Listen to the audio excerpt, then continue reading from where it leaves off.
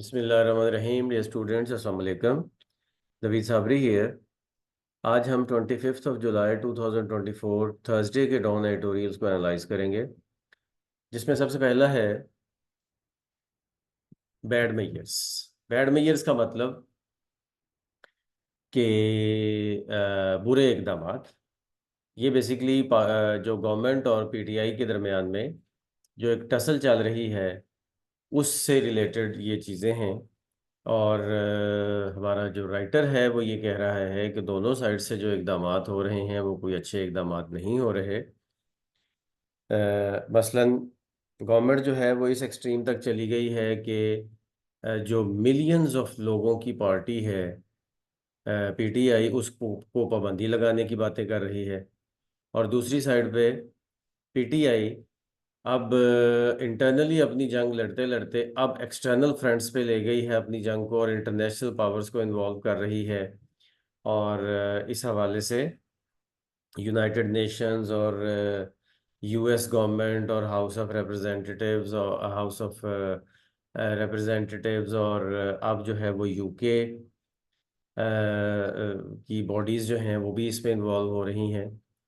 तो अब इसमें एक तरह से जो पीटीआई है वो अपनी जद्दोजहद को वो इंटरनेशनल लेवल पे ले गई है।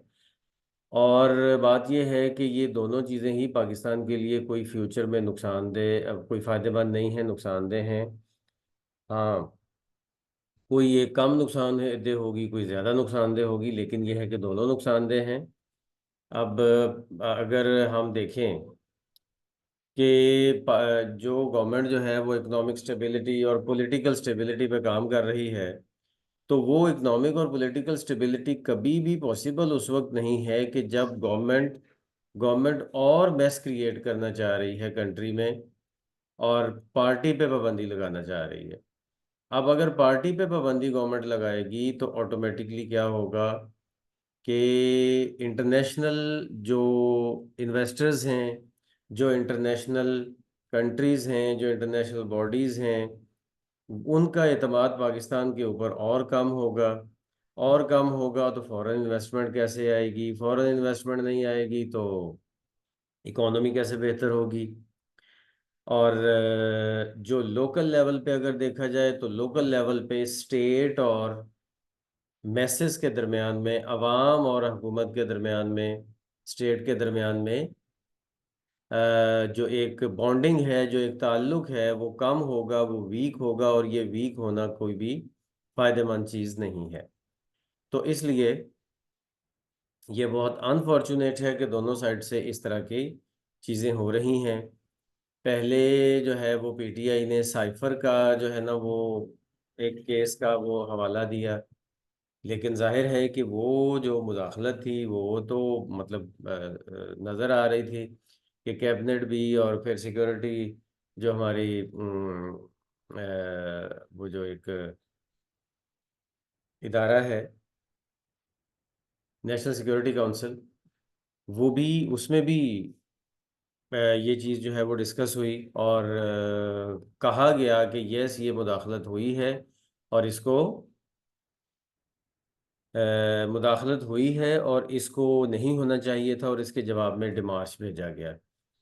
तो बहरहाल दूसरी साइड पे अब एट द एंड बात यही है कि पॉलिटिकल क्राइसिस कभी भी, ये जो मौजूद है पॉलिटिकल क्राइसिस, ये कभी भी कंट्री को आगे नहीं लेके जा रहा, बल्कि नुकसान ही करेगा और मज़ीद नुकसान से नुकसान होता चला जाएगा अगर ये सारी चीज़ें इसी तरह से चलती रहें।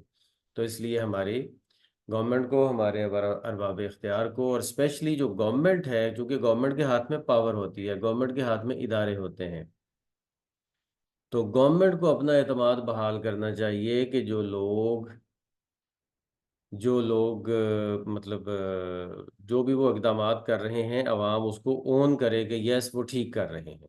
लेकिन majority of the public of Pakistan वो तो इन चीज़ों को गलत समझती है। तो इसलिए ये जो रिफ्ट है, ये जो दो पॉलिटिकल पार्टीज़ के दरमियान की रिफ्ट है, ये असल में अब स्टेट और मैसेस के दरमियान की रिफ्ट बनती जा रही है, जो कि बहुत नुकसानदेह है, और इसमें इंटरनेशनल पावर्स भी इन्वॉल्व हो रही हैं। तो इसमें कोerशन का मतलब होता है दबाव डालने का अमल, इंटिमिडेशन का मतलब होता है धमकी, फ्रिवलस, हाँ फ्रिवलस का मतलब होता है फजूल, ये जो फजूल चार्जेस लगाए जा रहे हैं पीटीआई के ऊपर। डिसमेंटल का मतलब होता है ख़त्म करना, किसी बनी हुई चीज़ को ख़त्म कर देना। और डी एस्केलेट का मतलब होता है टेंशन कम करना, किसी बुरी चीज़ को कम करना।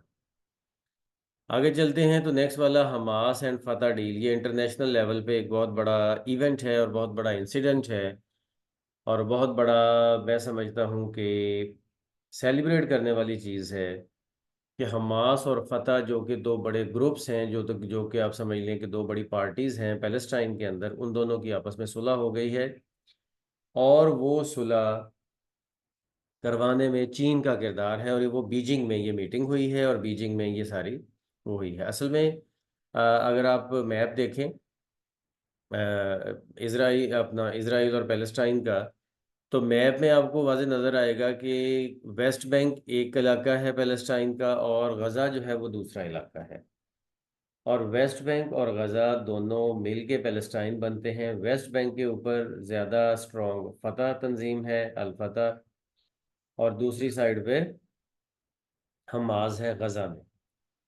तो दोनों के दरमियान में डील हो गई है, और बेसिकली जो छोटे छोटे 14 डिफरेंट ग्रुप्स हैं और पार्टीज़ हैं पैलेस्टाइन में, उनके दरमियान में ये बेसिकली डील हुई है, और सब ने मिल के चलने का अहद किया है कि हम मिल के एक यूनाइटेड होके एक इजरायली ऑपरेशन के ख़िलाफ़ जो है वो अपनी पॉलिटिकल पावर को यूज़ करेंगे।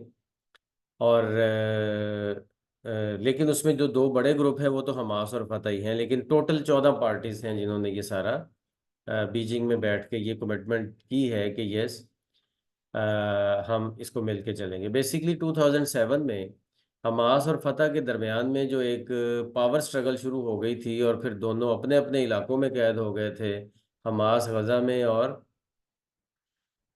फतह जो है वो वेस्ट बैंक में।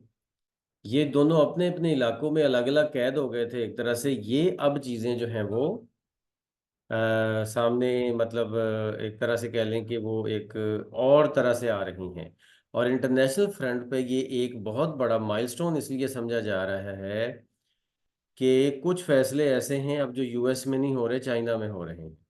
और जो चेंजिंग वर्ल्ड ऑर्डर है उसकी हमें इससे बड़ी चीज़ें नज़र आ रही हैं, क्योंकि चाइना को इस इलाके में, मिडल ईस्ट में अमन चाहिए। और वो अमन उसी सूरत में हो सकता है, अमन उसी सूरत में हो सकता है कि जब पैलेस्टाइन और इसराइल में अमन होगा। अब अगर पैलेस्टाइन एक स्टेट यूएन की करारदादों के मुताबिक एक अलग स्टेट बन जाता है, और उसकी एक अपनी गवर्नमेंट होती है, और अमन अमान हो जाता है, तो इसका चाइना को बहुत फ़ायदा है कि चाइना आगे जो बेल्ट एंड रोड इनिशिएटिव और जो अपना सारे आगे फ्यूचर के प्लान्स हैं, जिसमें कि एशिया, यूरोप और अफ्रीका को रोड के थ्रू मिलाना है, वो उसमें चाइना बहुत ज़्यादा, बहुत बड़ा कामयाब हो जाएगा। तो इसके लिए ये चीज़ बड़ा, एक बहुत बड़ा माइलस्टोन समझा जा रहा है। और पिछले साल जो चाइना ने ईरान और सऊदी अरेबिया की सुलह करवाई थी, ये एक बहुत बड़ा माइलस्टोन था। और अब ये मिडल ईस्ट में सेकंड माइलस्टोन चाइना ने अचीव किया है, और अपना इन्फ्लुएंस जो है वो बढ़ाया है इसमें। तो बहरहाल आगे ये चीज़ें कैसे जाती हैं, जाहिर है इस डील को इसराइल ने तो समझ कहा है कि ये बहुत गलत हुआ है।